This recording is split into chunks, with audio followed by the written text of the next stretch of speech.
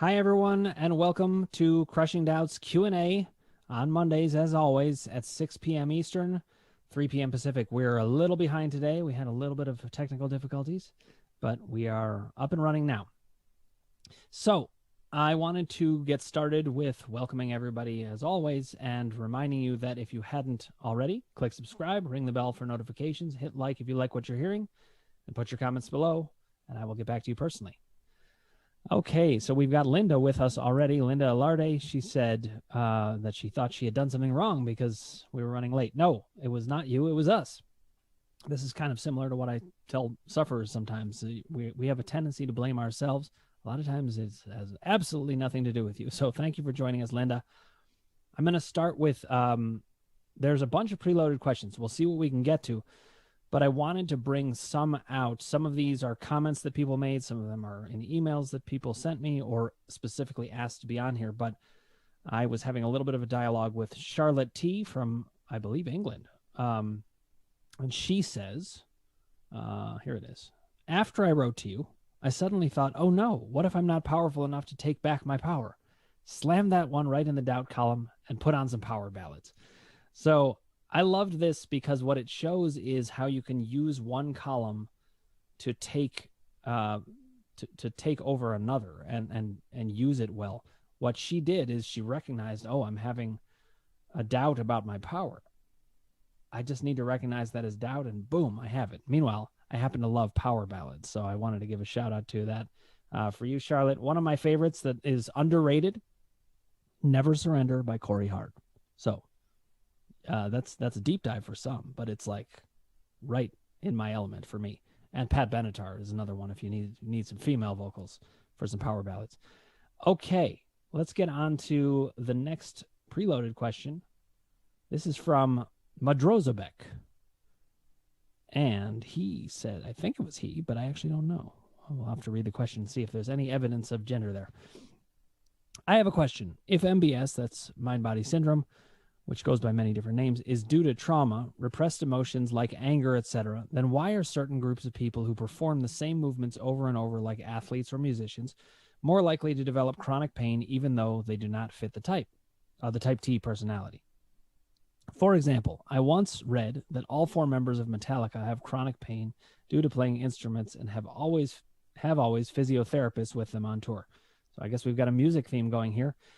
But one thing I wanted to say about this is that repetitive stress injuries are not actual injuries. They are triggers for injuries. So musicians, athletes, they're moving these parts. It's very, very plausible that they would get injured there.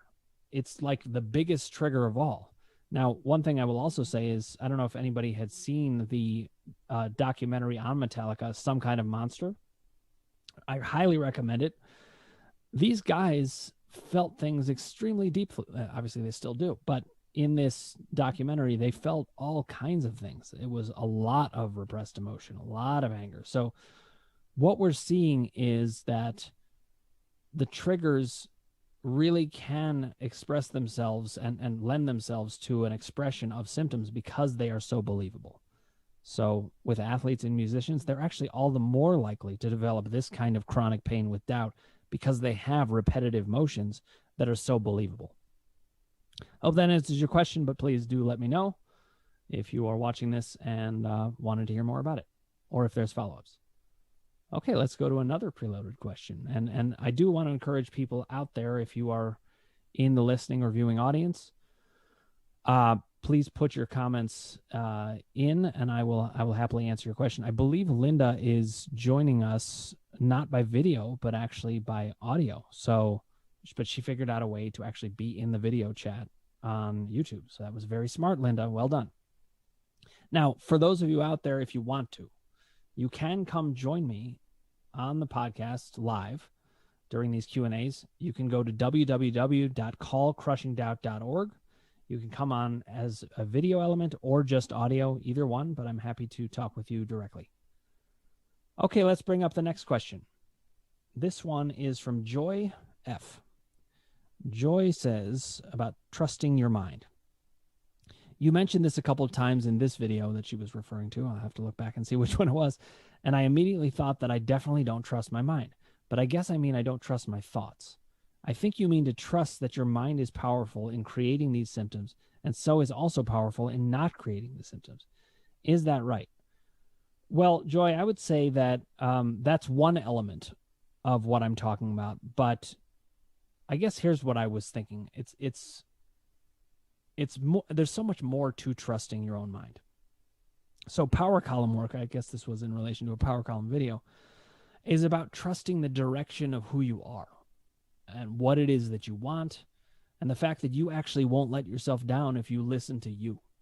So the trick is to learn which thoughts are you and which ones are tricking you to go in the opposite direction. It's a little bit tricky that way, but there really are ways in which if you get to the core you, if you use that core narrative and you follow along with it so that you can go in the direction that you want to, then you're going to find your way to you. So trusting you is about knowing that you don't have to fear your unconscious. You don't have to fear any part of you. If you listen to your body and you listen to your mind, you will get where you need to go. It is true that sometimes your mind is playing tricks on you, and you need to know when that applies. So I understand that can be hard to tease out. But the power column is particularly useful that way, because if it feels good to you, then you're on the right path. Okay, let's pull up the next question.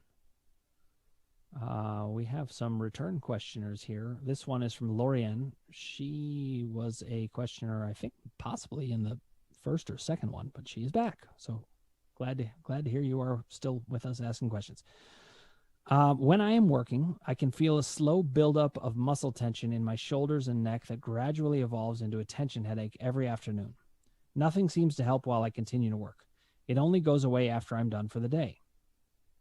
Does this slow buildup of tension sound like TMS? Again, that is tension myositis syndrome. That's what Sarno calls mind-body symptoms.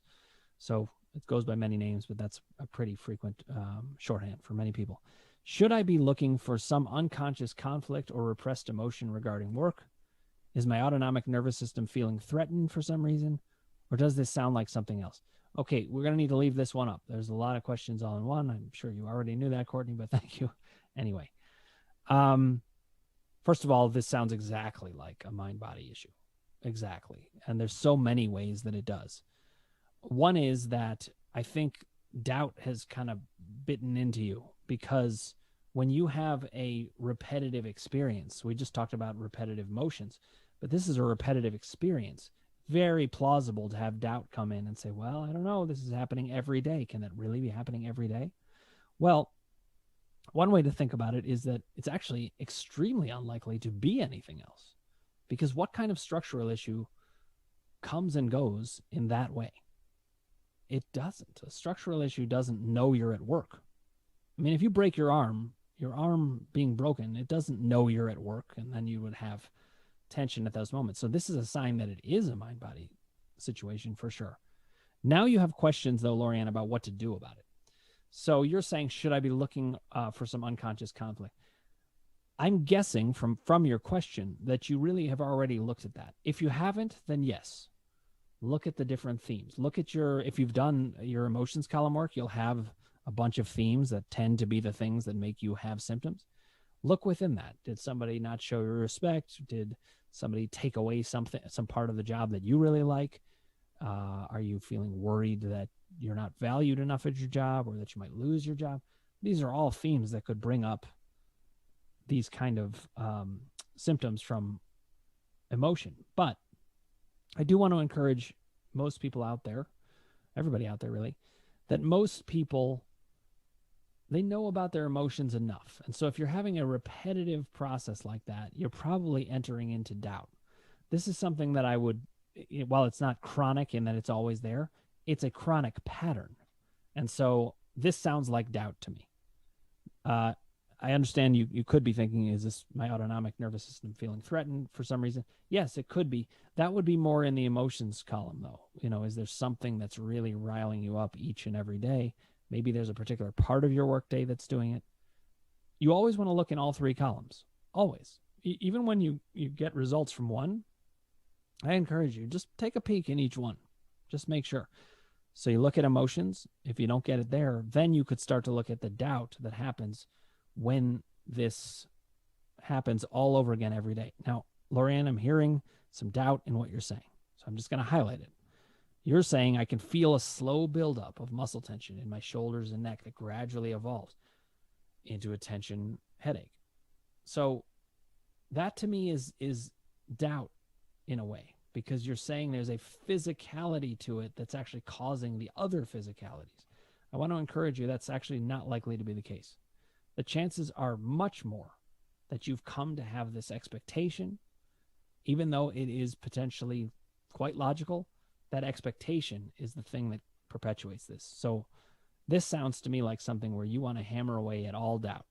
You want to make sure that this is something you challenge. And to challenge it, you might say to yourself, if I do challenge that this is all mind-body, then it's possible that this pattern is going to start to break up and change. And that's exactly what will happen. Really interesting. As I was saying it, I started to get a pain in my thumb. I don't know what it is. The body is always speaking. So I'll have to think about what that was. That was an emotional thing because it just was a little uptick. And when I acknowledged it, it went away. And now it came back. It's very fun. It's like playing with me. So it doesn't hurt very much. But I'll find out what that is. But in this case, I really think this sounds like doubt.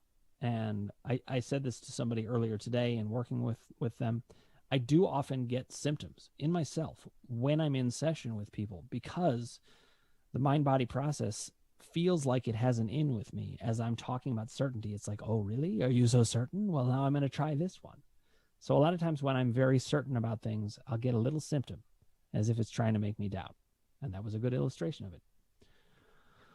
Okay, let's keep the questions coming. We have a question from Chris S. Could you talk about TMS showing up as OCD, that's obsessive compulsive disorder, especially germophobia, but also as the general checking and other obsessive uptight stuff? Okay, let's leave that up too, because there's actually a lot in that, even though it's a short question.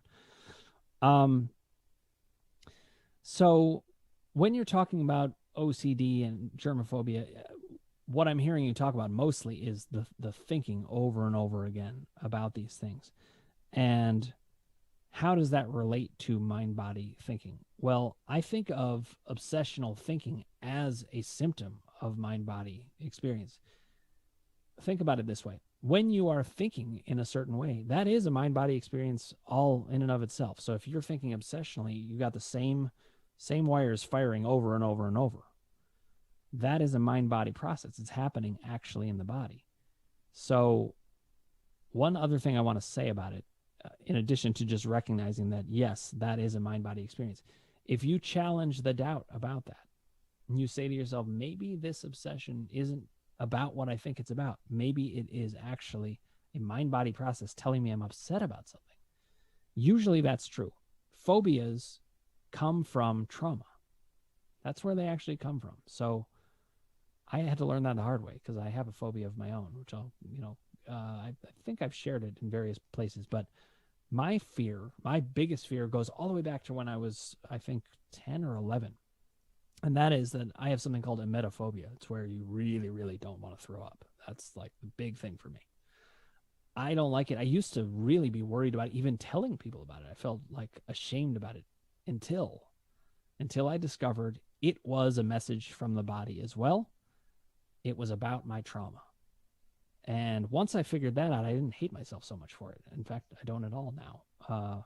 I shouldn't say not at all, because every once in a while that does creep in. But phobias tend to come from trauma. Now, when it comes to obsessional thinking, one thing that is a very key factor in getting out of obsessional thinking is the power column.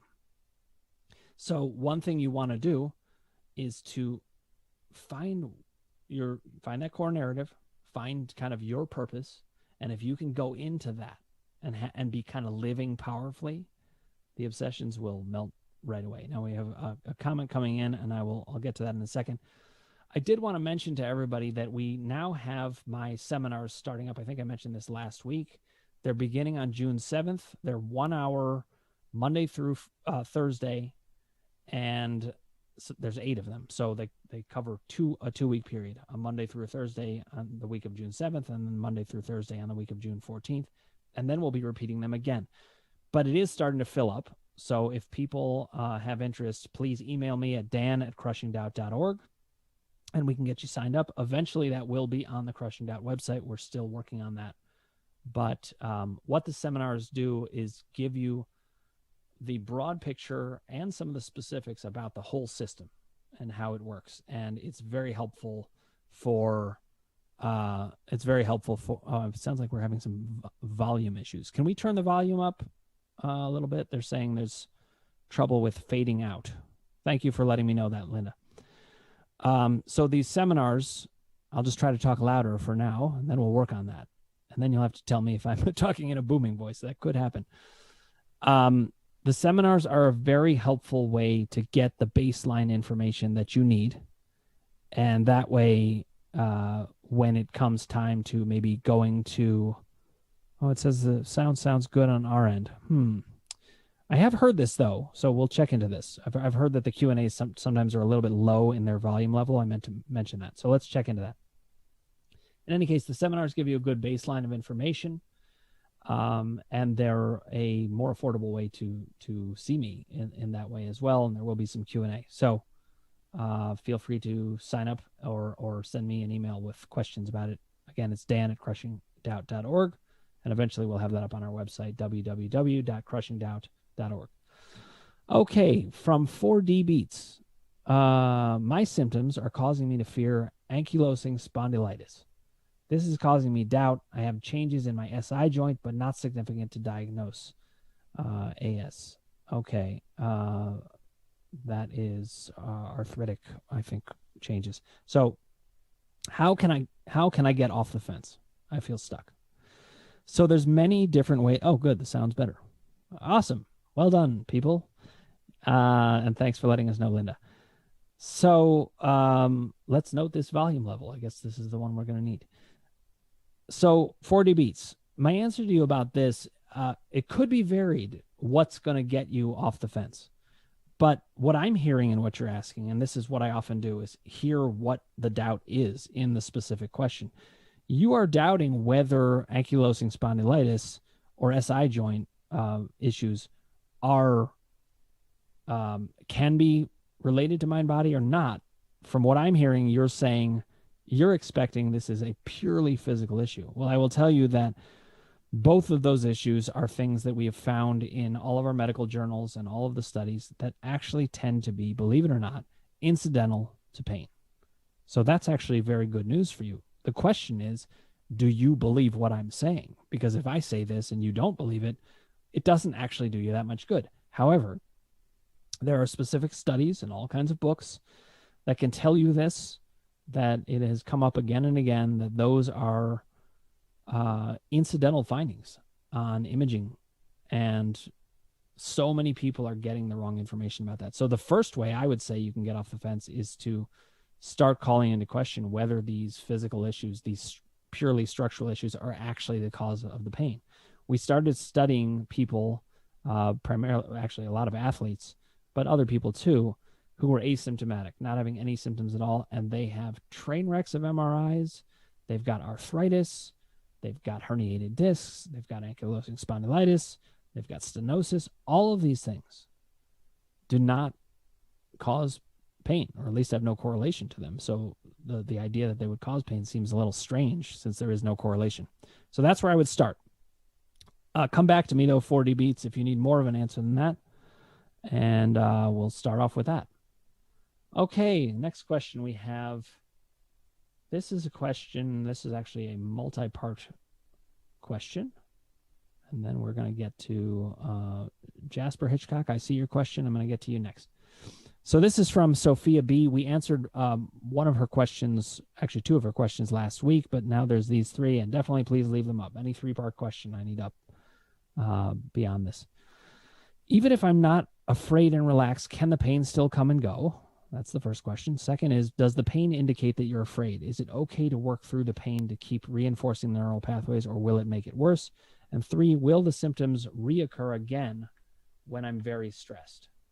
Okay, so let's see. First question, even if I'm not afraid and relaxed, can the pain still come and go? Yes, because well, there's a lot of so many answers in all of these questions, but what I would say first, Sophia, is when you're saying you're not afraid and relaxed, that's consciously. And we do need to remember that you can be consciously relaxed, but unconsciously not. So that's one way that the pain could still come and go.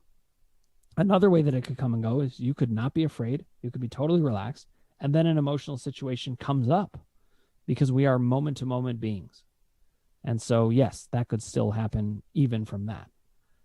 It also could come up in relation to doubt. Let's say, related to the last question about, or 2 questions ago about being at work and having that tension creep up the neck and turn into a tension headache. Well, you could be not afraid and relaxed, but a kind of experiential system that you are expecting to happen could start to creep in. So there's all kinds of ways that the pain can still come and go. Does the pain indicate that you're afraid? Not always, but fear tends to lead to the most intense symptoms. I say this a lot. Spasms are always related to fear. I have never heard of anyone having a spasm without there being fear involved. Is it okay to work through the pain to keep reinforcing the neural pathways, or will it make it worse? Great question. That one I want to highlight especially. I say this a lot. Neural pathways, I think, are a mistaken notion to some degree. They certainly do exist. But the way that I think about neural pathways is that they exist in the brain and they keep going in that moment-to-moment sort of way. But as soon as things change, they shut off. So I don't want people worried that their neural pathways are going to become too strong. That's not actually what happens. The neural pathways can get used over and over and over. And the minute you have an aha moment that changes the whole picture, you don't use those neural pathways again. So they can feel like they're very grooved and stuck there, but they're not going to be. Will the symptoms reoccur again when I'm very stressed? Absolutely not. Not necessarily. If you've got your emotions, doubt, and power columns in order, then it doesn't even matter if you're stressed. Because what happens is you feel confident in the process. You don't feel stressed about being stressed. And then the symptoms won't occur. So it's possible they'll reoccur, but if that's the case, you just need to process it some more. Okay, let's get to Jasper Hitchcock.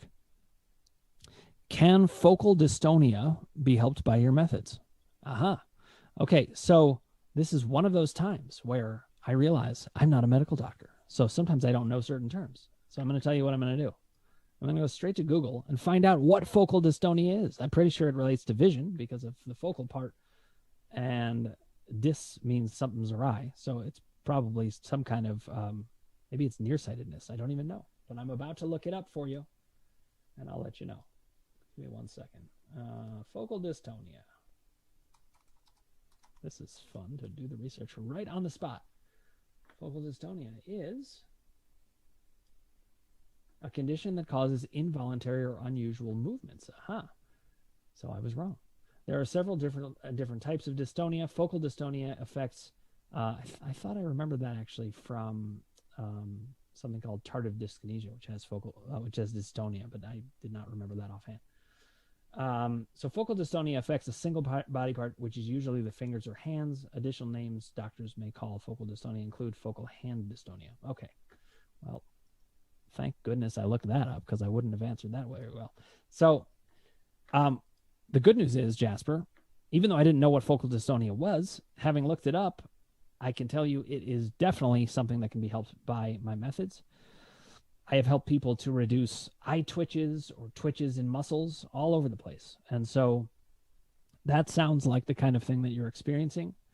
I will say this, though. Since I didn't know about it, it's something I probably would need to find out a little bit more from the medical standpoint, because it's possible that there would be certain purely medical issues that lead to focal dystonia. In that case, I would be less clear as to whether they'd help with my methods, but I would hazard a guess that, and I'm going to look into this more for you, Jasper. I want to find out more about this. Every time there's a question, it's a way that I need to find out more, because I can't have a theory that makes, 99% sense, or certainly not 80% sense. Focal dystonia has to fit in somewhere. I need to figure that out. So I would just say check with your doctor to make sure there's no underlying issue, but mostly I would guess my methods would help quite a bit. We have a comment and a question from Diehard Patriot 3. He says, hello. I actually had a preloaded question from you because you asked one in the comments that I thought was so good, so I may get to that if there's time, but I'm going to get to this one first. Isn't pain there to distract us from the bad feeling of not feeling powerful? So how can feeling powerful going to take how is feeling powerful going to take pain away? Is this one of those things where the mind both wants to distract and inform? I heard you talk about the subconscious having no opposites.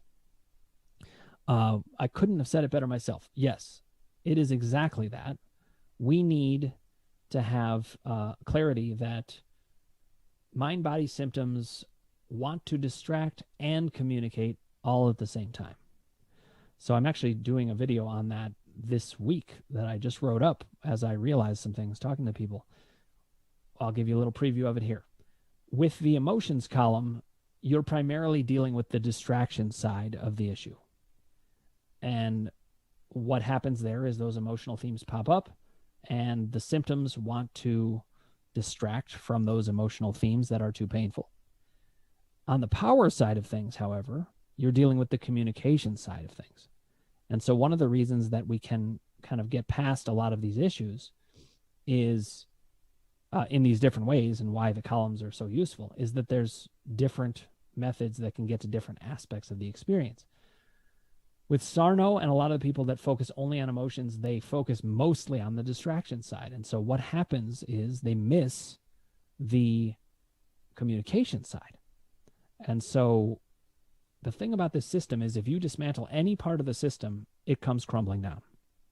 If you get at the distraction piece through the emotions effectively, then there's no conflict anymore.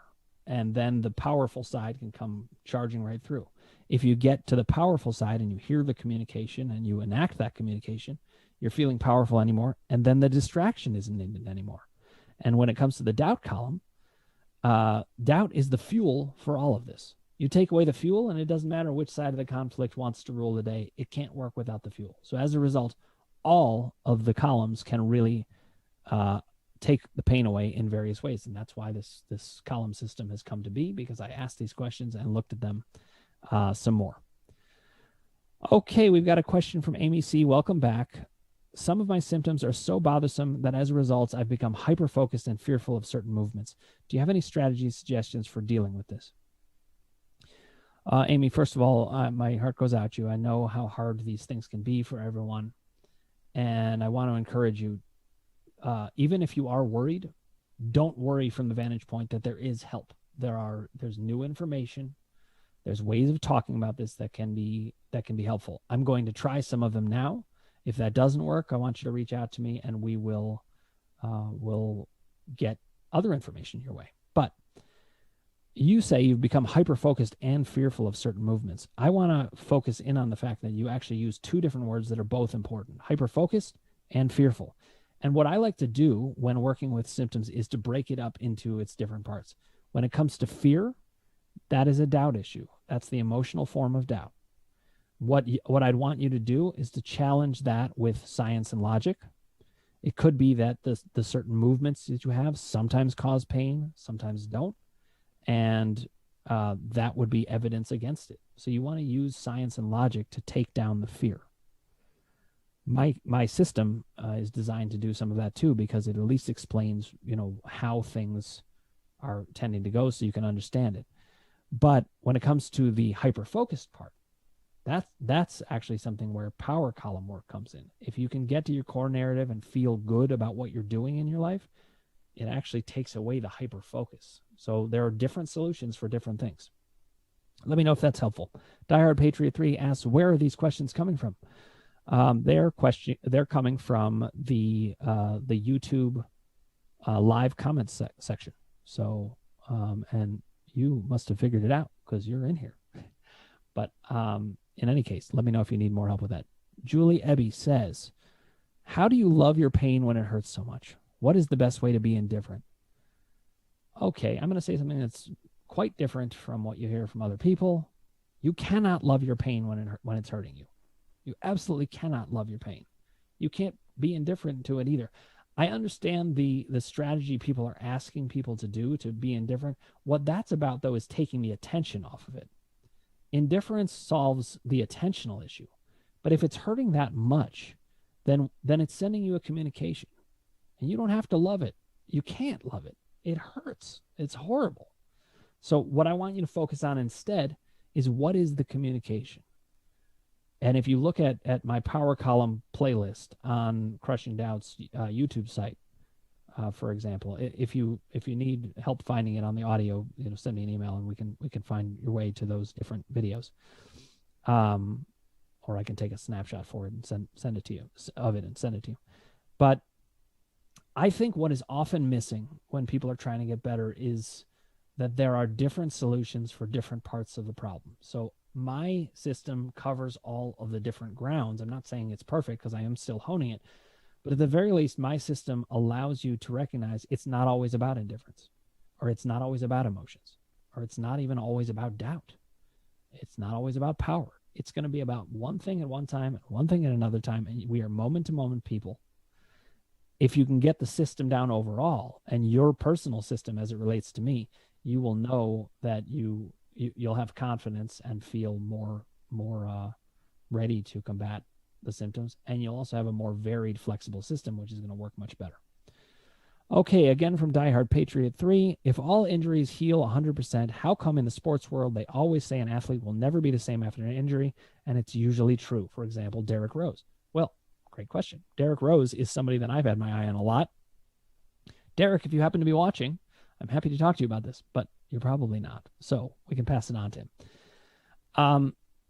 I think that the reason that people tend to become injury prone is actually in line with the fact that there's a mind-body process. Because you could say all injuries heal 100%, but I'll tell you what doesn't heal 100%: confidence. Confidence does not always heal 100% at all. In fact, it usually doesn't. And what ends up happening is that athlete is much more worried. And so they're much more likely to have a mind-body symptom come back up. I've seen this again and again. I was watching, I actually wasn't watching it, I heard about this game. A catcher on the Mets kept having bases stolen on him. He had 3 bases stolen in a row. The next time he threw, he injured his arm. It's not an accident. Usain Bolt, fastest runner in the world, was unbeaten and also was never hurt. He lost a race, and the very next race he pulled his hamstring. I think what happens is that these athletes are under such pressure, and I really have a lot of empathy for them. They're under such pressure that there's these feelings that they really should be superhuman, that they should never get injured, that they should be able to do all these things. It's so much pressure. And as a result, there's a lot of mind-body issues out there.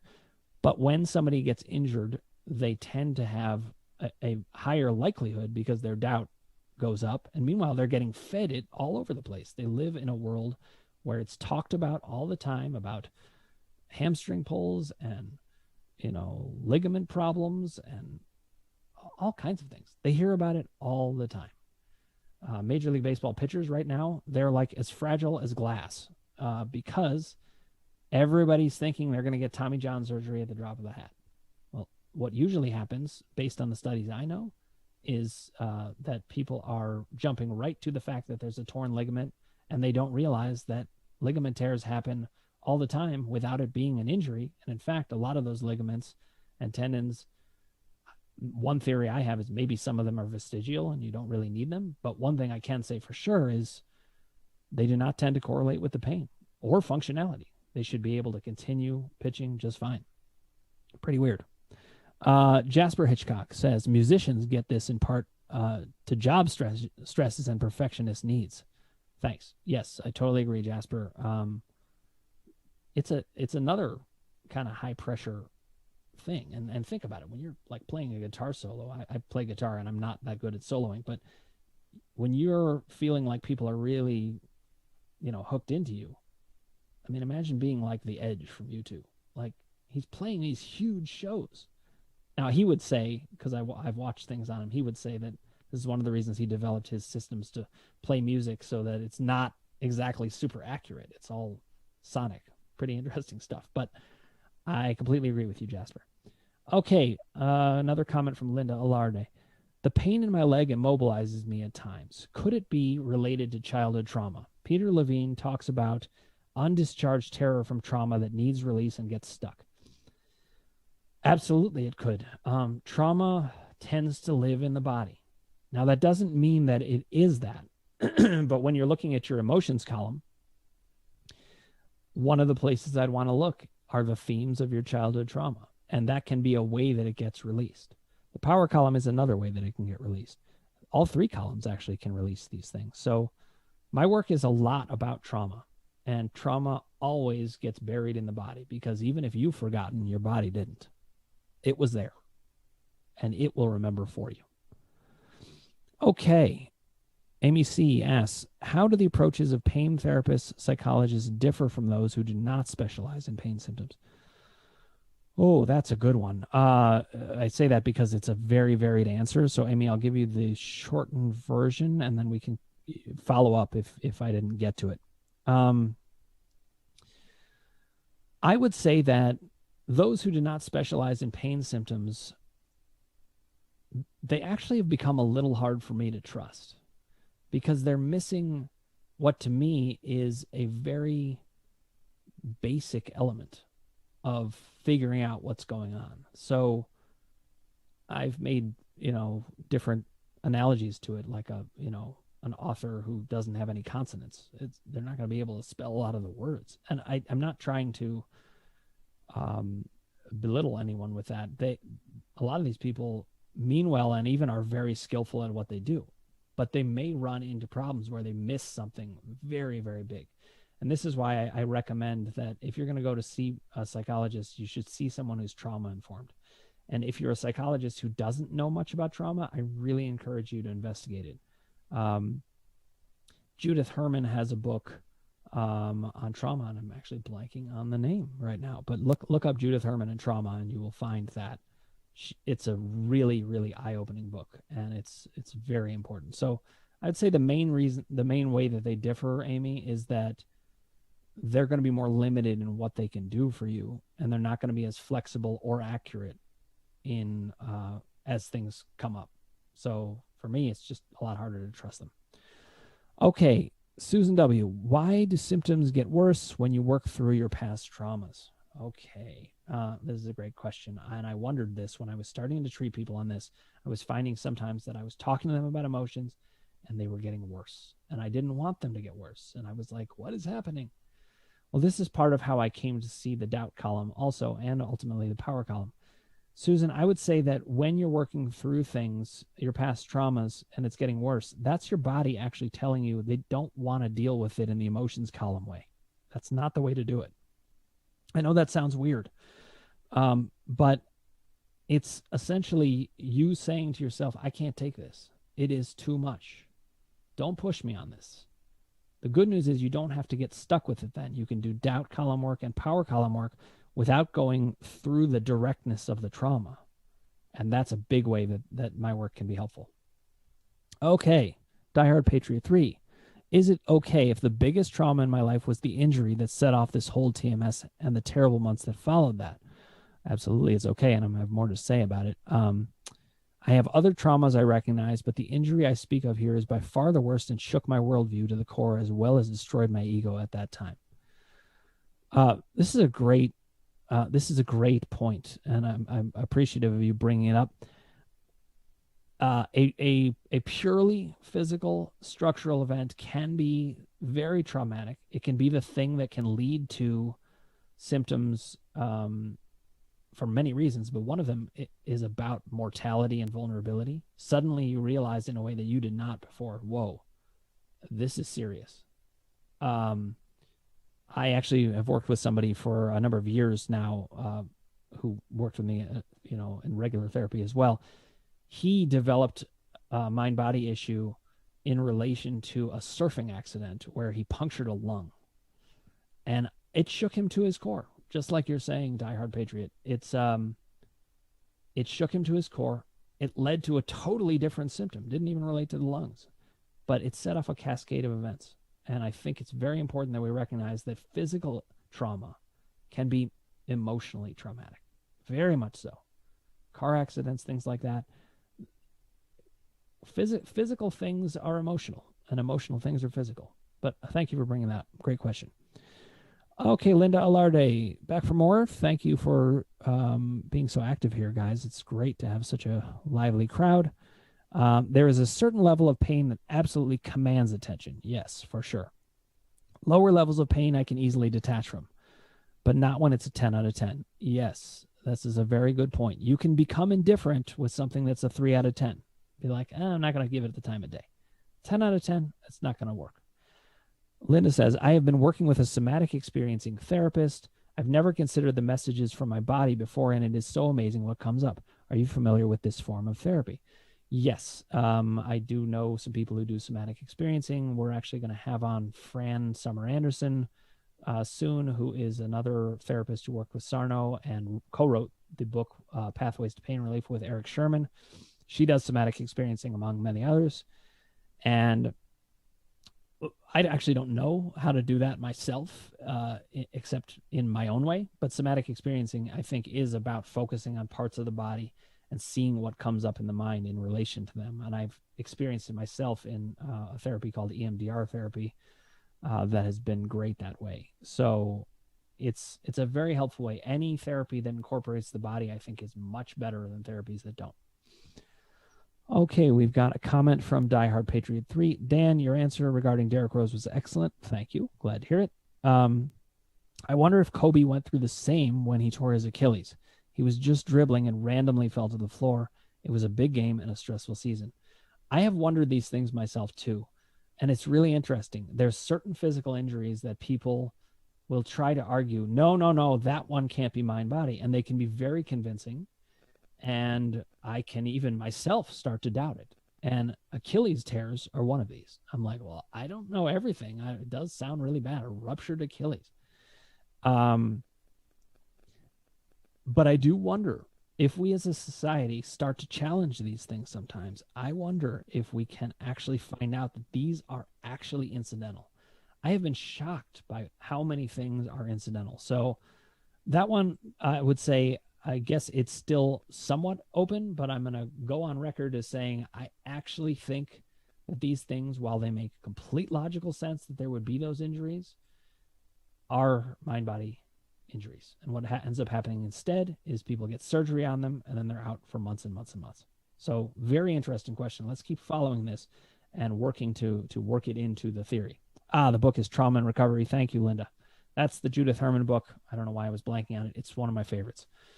Another comment recently, this is from Dire Patriot 3 again, following up on that. Recently, I had a stomach ache and my main problem area pain completely went away. When I got better from the stomach ache, the pain in my problem area came back. Is the body only capable of firing pain signals to one area at a time? Thanks for being so amazing in this life. Thank you. That's very, very kind of you.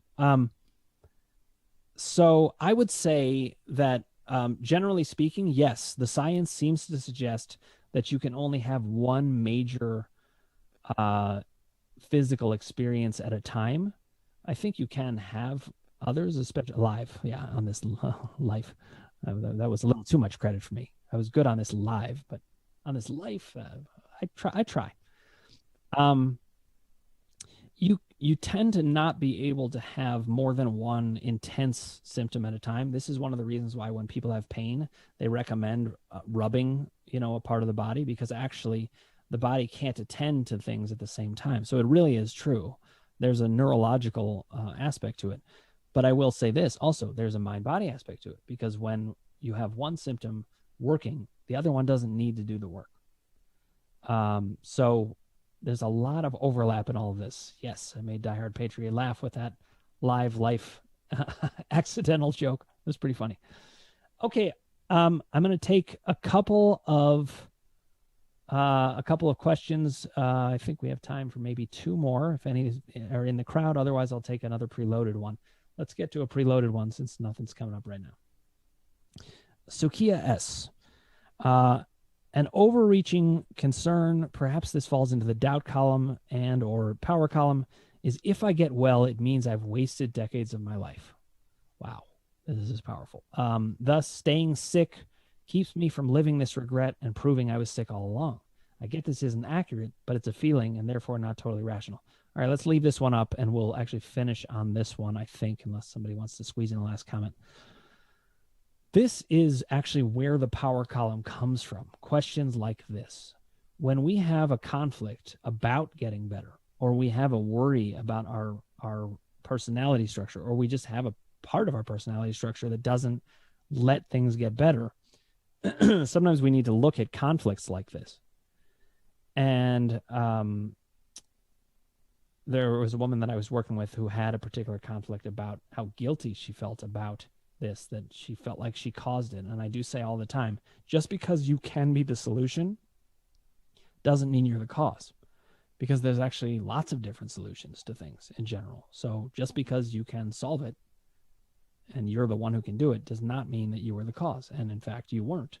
You didn't make all these things happen yourself. But the answer that I gave to Sukiya, because this was in a conversation before, was that I think this certainly makes a lot of sense to potentially have that feeling. And I am really familiar with that in the work. But the way I think about it is not that you wasted time, but that society let you down, that we should have known better. We have experts in everything. The experts in these fields should have been able to help you, and they didn't. And as a result, you weren't staying quote unquote sick. You were sick. These were real physiological issues, and you had no way to resolve them.